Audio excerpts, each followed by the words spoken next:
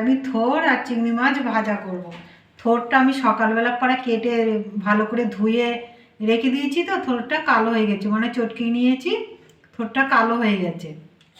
আর চিংড়ি মাছ কেটে ধুয়ে নিয়েছি, চিংড়ি মাছটা আমি লবণ আর হলুদ মাখিয়ে নেবো।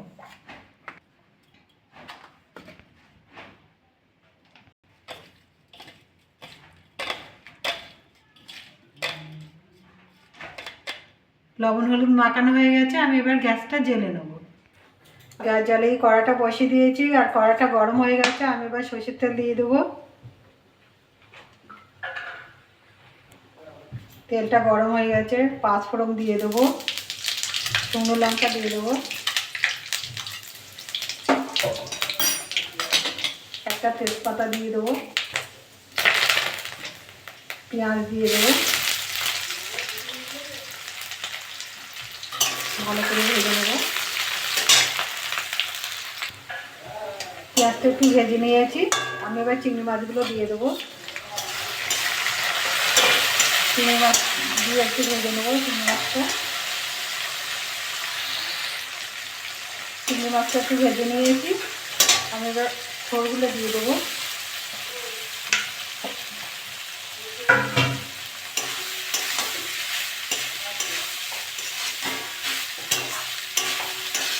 ভালো করে ভেজে নেব।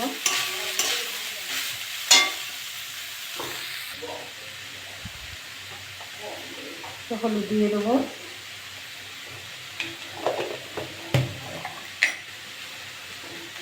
থোড়টা চটকে নিয়েছি, আমি একটু লবণ দিয়ে দিয়েছিলাম, আর একটু অল্প করে দিয়ে দেবো।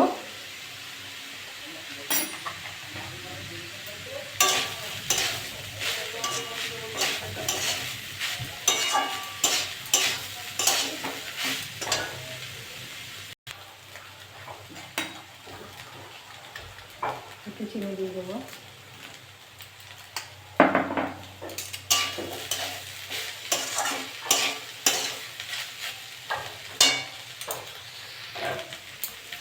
এর মধ্যে একটু মিষ্টি দিলে ভালো লাগে,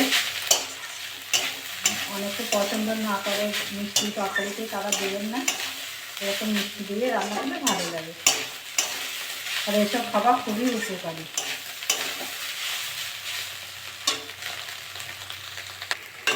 ভাজাটা হয়ে গেছে, আমি এবার নামিয়ে নেব।